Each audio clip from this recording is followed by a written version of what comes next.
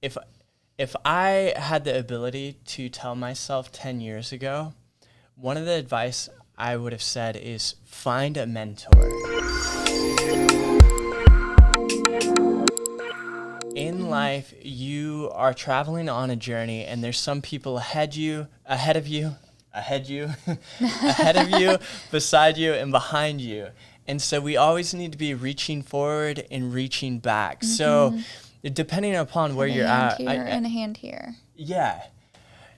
Depending on where you're at in the journey, whether high school, college, or beyond, like we need to be seeking people who are ahead of us in the journey and behind us. So like if you're in college, be reaching back to those in high school and lifting them up in Christ, mm-hmm. encourage and edify them.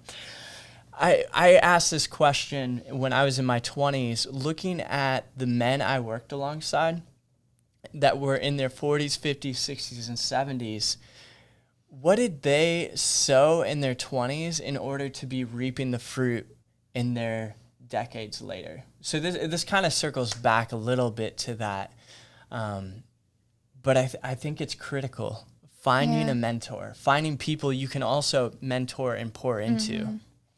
I think I'm going to kind of take a spin off that one again and say if you are in a home that's either dysfunctional or unhealthy, find people that you can have an appropriate mother or father relationship with. If you're lacking a father in your home, even if you have a father, but he's doing the best he can, you got to believe that he's doing the best he can, but he's just not making enough. He's not doing enough to fulfill your need as a child of them. So finding those appropriate spiritual fathers is so important, and the same with mothers, whether you have a mother in the home or if you do, but again, she's probably doing the best she can. We've got to believe that, because we can't heal and move on if we don't believe they're doing the best they can. Yeah. We have to forgive, we have to heal, we have to move on.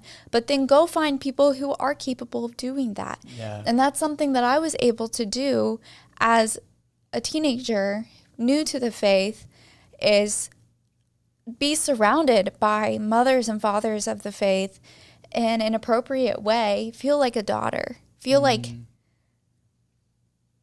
I don't want to cry.